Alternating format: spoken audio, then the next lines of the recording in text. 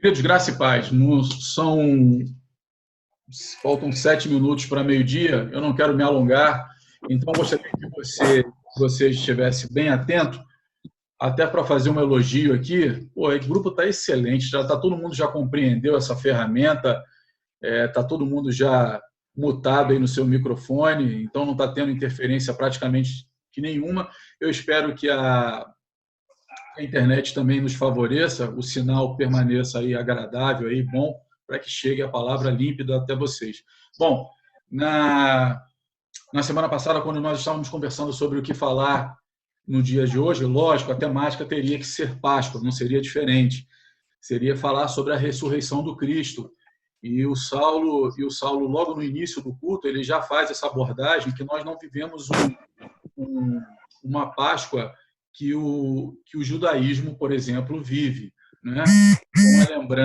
Com a lembrança ainda do sangue aspergido nos umbrais da porta, onde Deus livrou o primogênito do povo hebreu, livrando da morte, e como sinal da última praga feita ali no Egito, promoveu a passagem agora desse povo saindo da opressão do Egito e caminhando a uma terra prometida, né?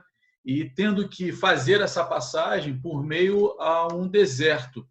E é sobre essa passagem, na realidade, não sobre a passagem do povo hebreu, especificamente passando pelo deserto, mas é que eu gostaria de compartilhar com você hoje. Falar um pouco dessa etimologia da palavra Páscoa, que significa passagem, e o que isso, de fato, representa ainda como passagem dentro das nossas vidas, né?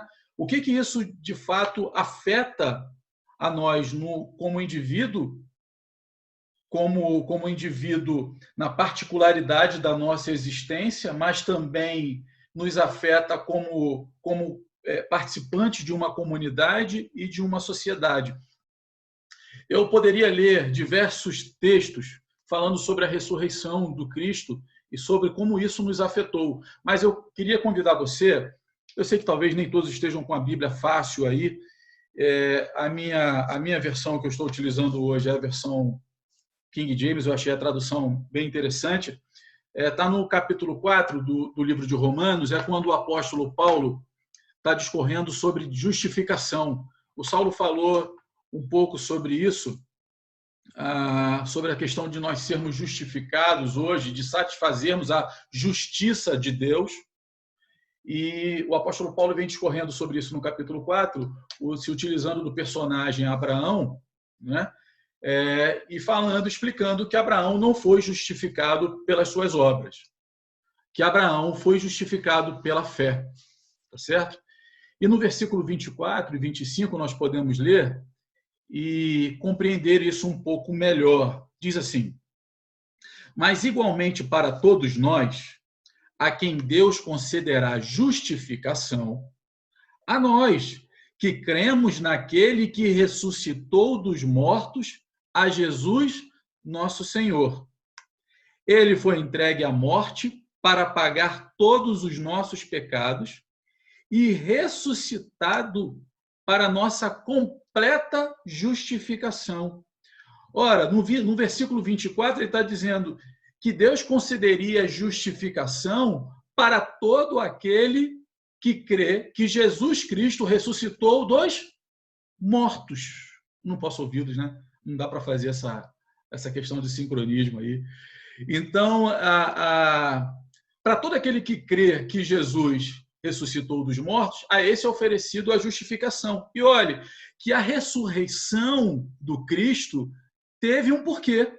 Olha o que ele vai dizer no versículo 25. Ele foi entregue à morte para pagar pelo meu e pelo seu pecado e ressuscitado para nossa parcialidade? Não, para nossa completa justificação. E aí é interessante nós trazermos um entendimento sobre o que é ser justificado, sobre o que é o valor dessa justificação, o que isso de fato implica para as nossas vidas. Agora que nós cremos que Jesus Cristo voluntariamente, vicariamente se entregou por nós naquela cruz, vertendo o seu sangue, vertendo o amor dele para com a sua humanidade, para com a sua criação, ele agora oferece, por meio da sua ressurreição, a oportunidade de nós sermos justificados, de saciarmos uma justiça de Deus, para que Deus olhasse para as nossas vidas não mais como um vil pecador, mas com agora a possibilidade de uma redenção por meio de Cristo Jesus, para nós que acreditamos que ele ressuscitou dos mortos, que o seu túmulo hoje é visitado como um local vazio, onde não encontram mais o seu corpo. Jesus agora nos promove a justificação. E aí eu estava assistindo um jornal na sexta-feira, em um dos canais de televisão, e mostrando como é que a Páscoa se dava pelo mundo, mesmo mediante de toda essa pandemia que assola o planeta. O que se esperava da Páscoa para os dias de hoje? E eu fiquei com isso na minha cabeça. Eu falei assim, como é que a Páscoa afeta a minha individualidade, a minha existência no meio coletivo e a minha existência no meio de toda a sociedade? Como é que a ressurreição do Cristo, na realidade, contribuiu e contribui para os dias de hoje para uma sociedade que pode vir a ser transformada a partir do momento que crê em Jesus Cristo, ressuscitou diante dos mortos? E eu fiquei pensando sobre isso. E eu fiquei pensando sobre a etimologia justamente da palavra Páscoa, que é uma passagem. E eu me lembrei e anotei aqui nos meus apontamentos, e eu disse o seguinte, que é onde Deus Pai nos tirou da potestade das trevas e nos transportou para o reino do Filho do seu amor. Veja que aqui Deus Pai está trabalhando a questão da passagem. Você sai agora do domínio das trevas.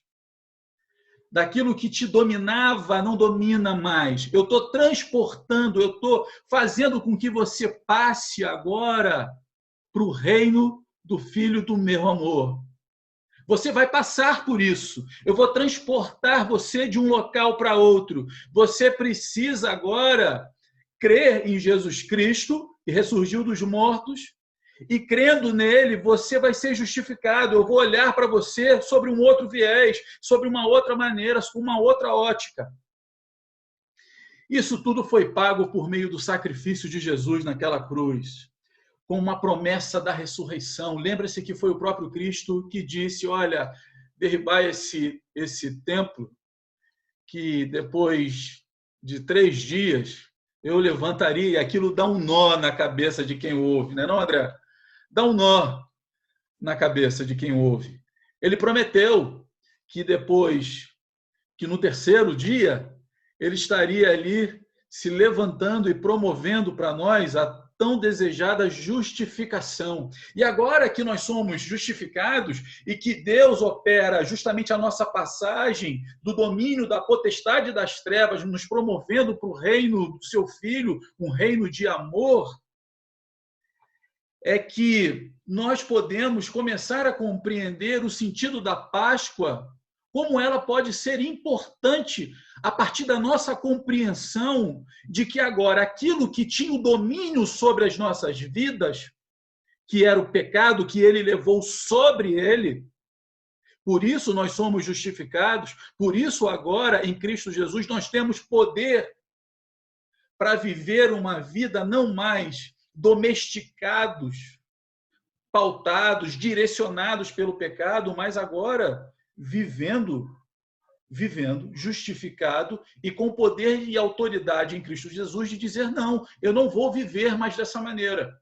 Eu sou um homem justificado, eu sou um homem que não vai reduzir o significado da palavra Páscoa, que não vai dizer uma feliz Páscoa para alguém, se nós não compreendemos de fato o que a Páscoa é, que é um sinônimo de passagem, que é sair do reino da potestade das trevas e ser transportado e passar para o reino da luz. Nós não vamos mais desejar uma Páscoa que não afete mais a vida do indivíduo que está ao nosso lado. Nós não vamos mais dizer uma feliz Páscoa sem a compreensão de fato do que a ressurreição do Cristo promoveu para as nossas vidas.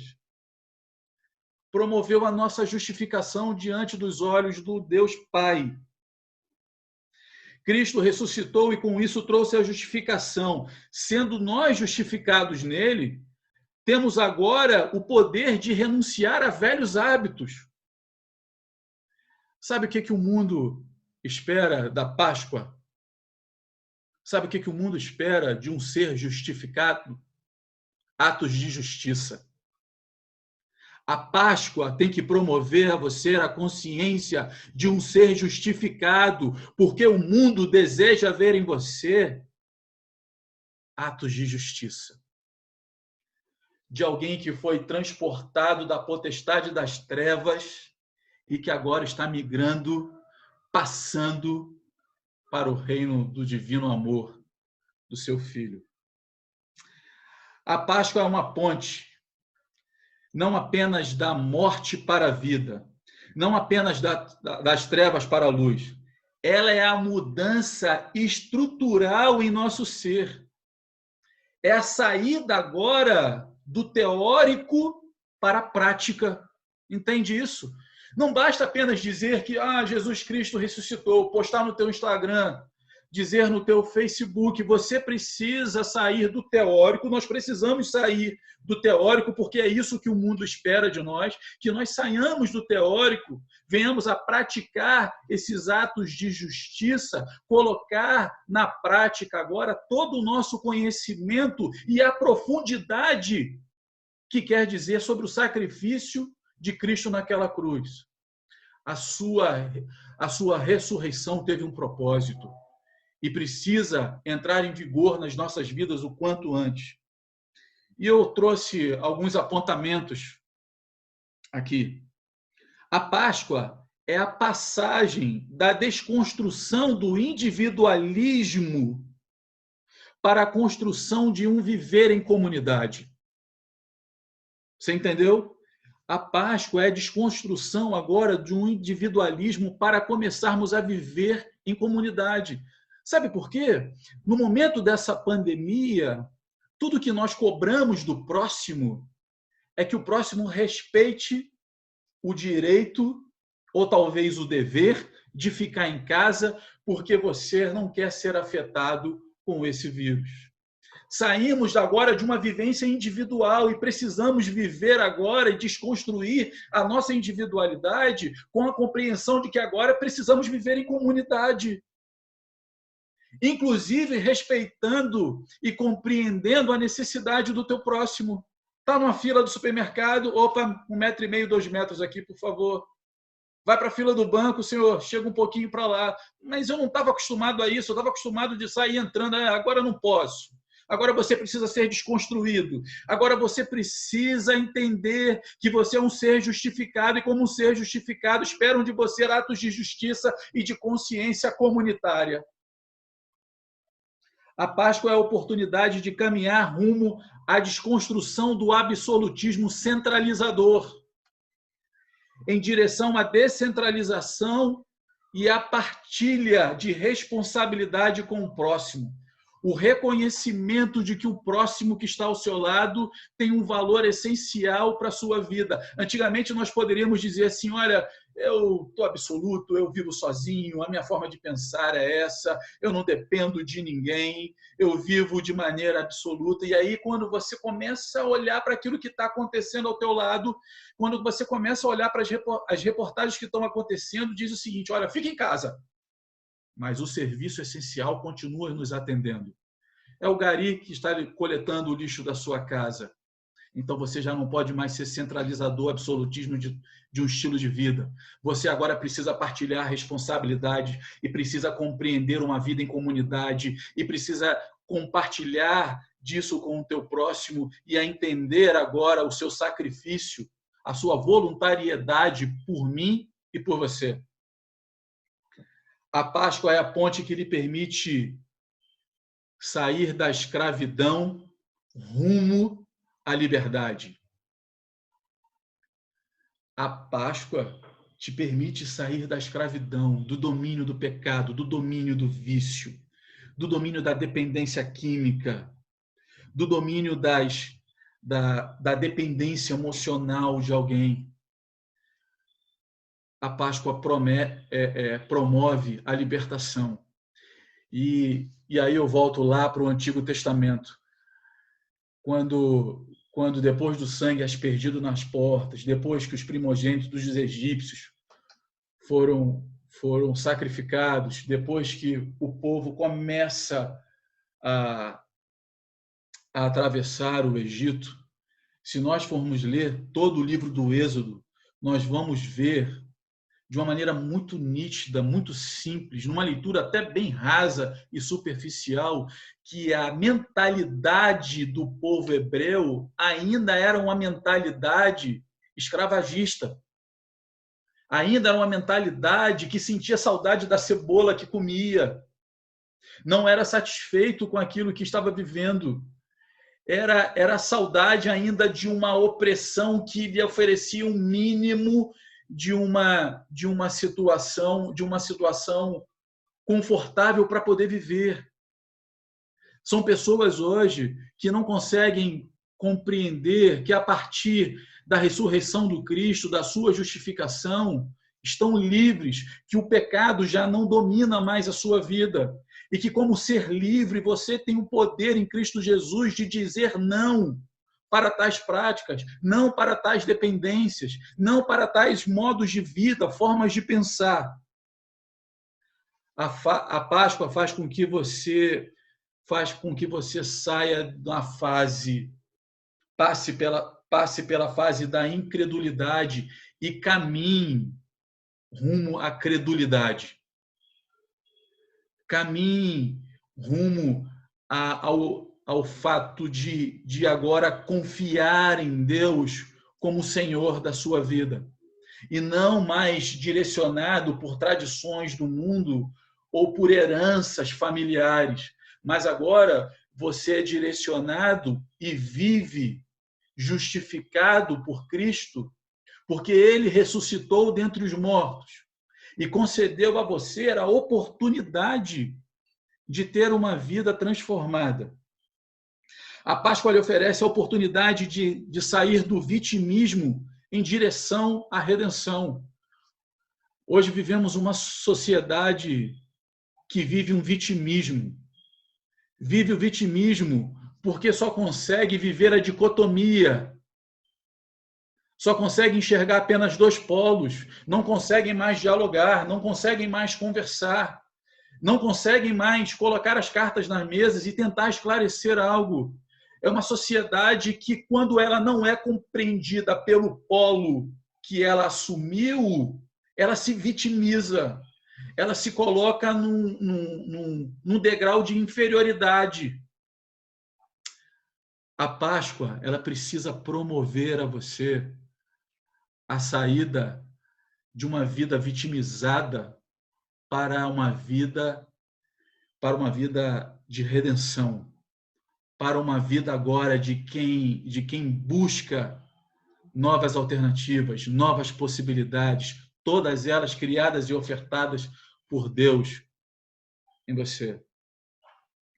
A Páscoa precisa trazer, agora nesse tempo que nós ficamos presos em casa, meio que forçosamente, em prol da nossa saúde e da saúde do próximo, precisa promover na nossa vida um caminhar de um lado intempestivo, nervoso, para um caminhar tempestivo, de bonança, de paz. Não é fácil, eu sei, ficar em casa. Não é fácil aceitar as recomendações. Não é fácil viver com a pessoa o tempo inteiro do teu lado. E alguns dizem que o índice de separação na China, depois da quarentena, aumentou absurdamente numa determinada cidade, porque os maridos e as esposas já não conseguiam mais conviver naquele espaço curto, e dizem que os apartamentos da China e do Japão são bem pequenininhos e a proximidade era muito grande, você não consegue viver com esse lado intempestivo dessa pessoa. Nós precisamos a compreender que a Páscoa é passagem, é mudança, é sair do ponto A para o ponto B, e que do ponto A para o ponto B há uma desconstrução da mente, há uma nova possibilidade de estruturação do ser. E aí eu quero finalizar com um pensamento da Páscoa sobre a vida da igreja. A justificação que nos alcançou pela ressurreição de Jesus faz com que Deus olhe para a sua igreja através do sangue vertido na cruz. Ele enxerga o preço que foi pago e que hoje nos permite ser reconectados por meio de Jesus Cristo a Deus Pai. É a possibilidade de nós sermos vistos agora de uma nova forma. A igreja espera, o mundo, na realidade, espera que a igreja seja vista e passe nesse processo da Páscoa de um momento de uma estagnação para o momento de um estágio de comprometimento. Eu não sei se eu fui claro. A sociedade, o mundo espera que a igreja saia de um momento de estagnação e que promova, e que passe, e que caminhe para um estágio agora de comprometimento. Chega de uma igreja que olha somente para dentro do seu templo. Chega de uma igreja que olha somente para dentro das quatro paredes. Chega de uma igreja que não chora mais pelo próximo. Chega de uma igreja que não está preocupada com o social. Chega de viver numa fase que a igreja é egocêntrica, mas não consegue ter um olhar cristocêntrico de derramamento em braços abertos pela vida do próximo. A Páscoa na vida da igreja promove a saída de uma vida imprestável para um estilo de vida servil. Você não pode, nós não podemos, como igreja, viver uma vida imprestável, uma vida que não serve, uma vida que não contribui para o crescimento do próximo, para o crescimento daquele que vai te procurar dentro das quatro paredes, para daquele que vai pedir para que você estenda uma mão e você vai dizer: eu não posso dar essa mão, o problema é seu, não é meu. Pode parecer radical o que eu estou falando, mas fazemos isso com um eufemismo que poucos sabem fazer. Dizemos não de modo muito suave para muitas pessoas. Não nos importamos, não ouvimos. Simplesmente negligenciamos a passagem que deveríamos fazer na Páscoa, de sair de um estágio imprestável e caminhar para uma vida servil. E o último ponto que eu quero falar com você é sair de um estágio de frieza e caminhar agora para um envolvimento caloroso e sincero. Sabe uma das particularidades que a nossa igreja tem? Até vivendo nesse tal de Zoom aqui, desse momento online, é que nós não somos uma igreja fria. Nós somos uma igreja calorosa. Nós somos uma igreja acolhedora. Nós somos uma igreja que abraça. Nós somos uma igreja que se importa. Nós somos uma igreja que acolhe. O que o mundo espera de nós na Páscoa é a consciência de uma justificação. São os atos de justiça sendo colocados na prática e de uma vida que compreendeu que Páscoa é passagem e que está na hora de você passar do ponto A para o ponto B, direcionado pelo Espírito Santo.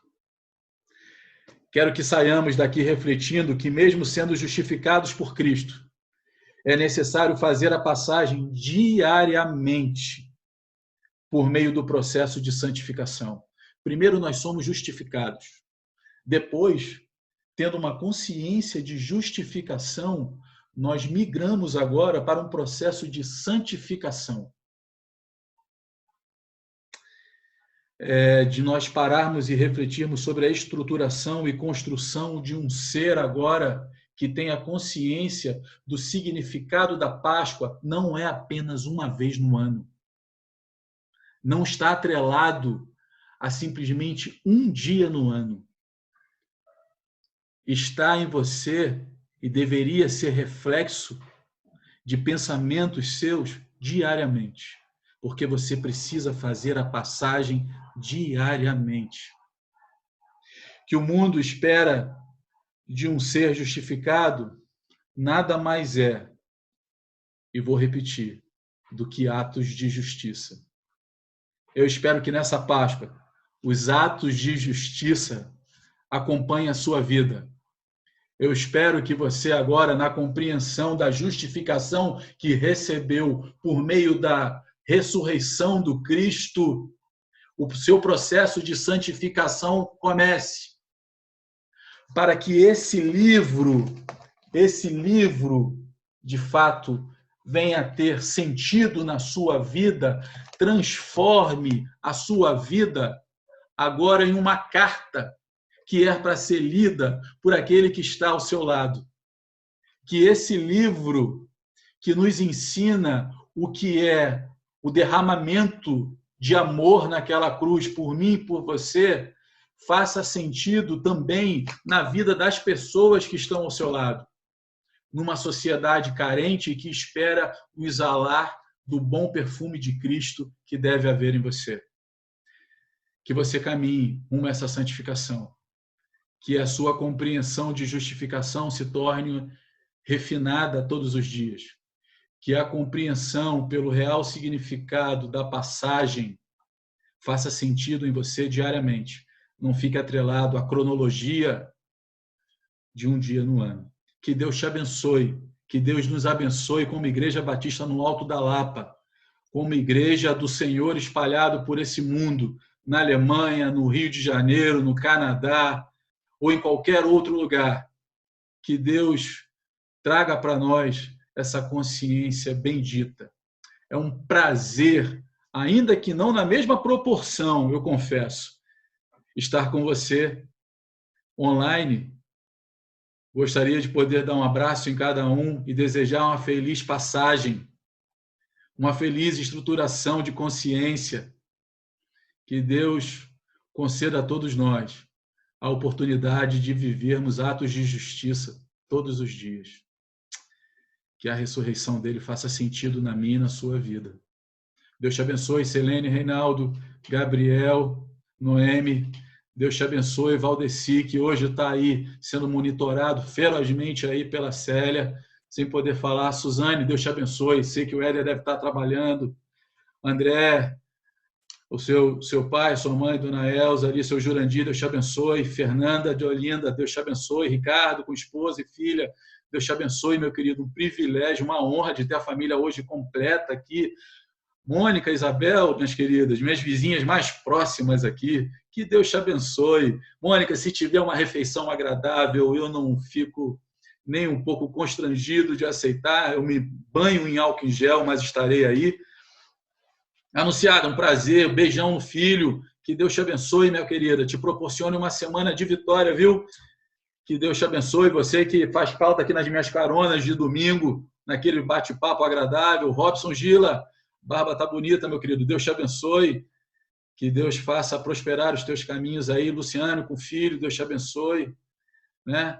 A Francisca com toda a família ali, Deus abençoe, promova a vida, saúde, paz no tempo de vocês, uma estruturação a cada dia melhor. O Ailton, família bendita, aí que nos trouxe e promoveu aí louvor, Deus te abençoe também. Pastor Saulo, meu querido, meu amigo, que eu vou divergir sempre, mas que faz bem para a minha vida de uma maneira absurda. Deus abençoe você, Renata, Luquinhas, Thiago, Giovana, minha filha, bendita, Deus te abençoe, Ana Paula, Genoveva, Giovanni, que a paz do Senhor, a paz de Cristo, essa ressurreição faça sentido na casa de vocês. E Juliana, aquele que começou a boa obra é fiel para terminar. algumas coisas que acontecem para que a glória dele seja manifesta. Eu profetizo agora, já que falamos sobre dons ministeriais aqui, eu profetizo que a tua vida seja bendita no Senhor, que a saúde aconteça por completo e que cada dia da sua vida seja dia de louvor e de gratidão a esse Deus. Que a sua soberania possa ser uma verdade na sua vida, mas que também a sua dependência desse Deus se torne uma constante diária na sua vida. Que Deus te abençoe, minha querida. Um prazer absurdo Amém. poder vê-la aqui. Muito obrigado. Que Deus nos abençoe. E são 12h e quase 12h20. Foram 23 minutos. Janda, Deus te abençoe, minha querida. Sei que você está caladinha aí. Sei que você está nos ouvindo. Deus te abençoe, viu? Um beijo grande em vocês. Eu vou abrir o microfone de todos aí. Vocês podem falar o que quiser. Eu espero que vocês possam ter compreendido, apesar da minha timidez aqui diante das câmeras. Preferi estar muito mais aqui estar falando com vocês pessoalmente, mas eu não estou acostumado, não sou pastor aí de televisão.